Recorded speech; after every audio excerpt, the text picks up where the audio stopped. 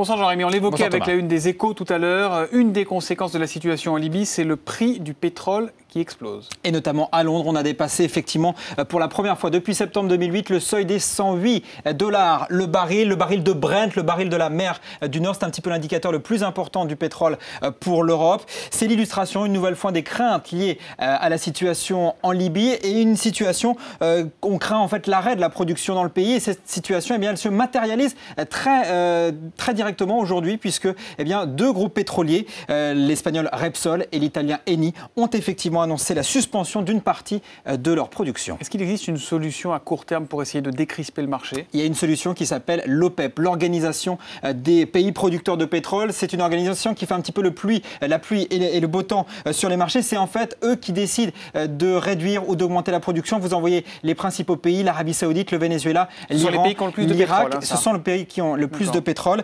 C'est eux qui fixent les prix. Aujourd'hui, en fait, l'OPEP s'est dit plutôt rassurante. Elle veut pallier la production en cas de pénurie en Libye. Il suffirait tout simplement qu'un autre pays augmente très légèrement sa production. Ça veut donc dire, pour être très précis, qu'il n'y a pas de risque de pénurie de pétrole, pas de risque de voir une pénurie de carburant à la pompe chez nous, par exemple. Non, autant être clair, il n'y a aujourd'hui aucun risque de pénurie de pétrole. Il faut savoir que, par exemple, l'Arabie Saoudite, elle a près de 25% des réserves de l'OPEP. Il lui suffirait d'ouvrir légèrement le robinet, un petit peu plus le robinet, pour pallier justement l'arrêt d'une production en Libye. Le risque, par contre, il existe sur les prix. On le voit avec le baril et on le verra probablement très bientôt à la pompe. Ces troubles, ils perturbent le marché. C'est un effet sur l'organisation, mais aussi un petit peu la psychologie du secteur pétrolier, d'où cette envolée des prix qui ne devrait pas s'arrêter tant que la situation ne se calme pas en Libye.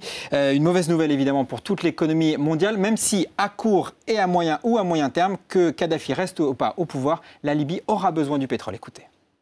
Tout est possible dans une période d'anarchie, de chaos.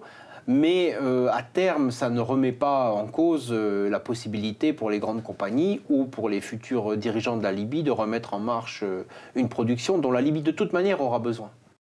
L'écho en bref. Et on parle de l'Europe qui tend la main aux pays du sud de la Méditerranée, Tunisie, Égypte. La Banque européenne d'investissement se dit prête à doubler les prêts qu'elle accorde à cette région.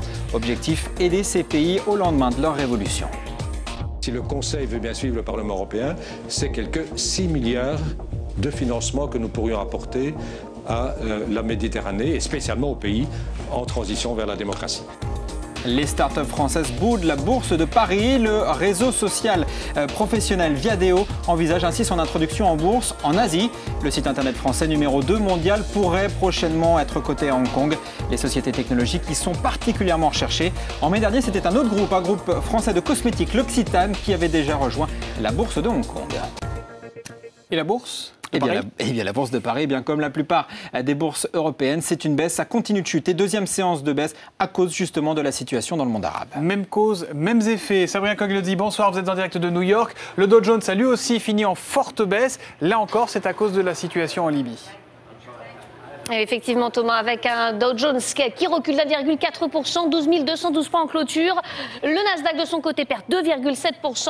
Le S&P 500, moins 2%. C'est la pire séance de l'année ici à Wall Street sur les marchés américains. Donc, avec effectivement ces inquiétudes concernant la situation en Libye, avec aussi bien sûr le pétrole, le baril de brut qui s'est enflammé encore aujourd'hui. On a grimpé de 6% pour terminer au-dessus des 95 $ le baril ici à New York, avec la Libye invoquant un cas de force majeure pour arrêter les exportations et les importations de produits pétroliers. Du côté des secteurs, eh bien, les financières étaient particulièrement malmenées, avec Bank of America, par exemple, l'établissement bancaire qui reculait de 4%, les valeurs aériennes, United Continental, moins 9%, ou encore les valeurs technologiques qui reculaient, comme Apple, d'un petit peu plus de 3% en clôture. Sabrina, merci. Jean-Rémy, c'est fini pour l'écho.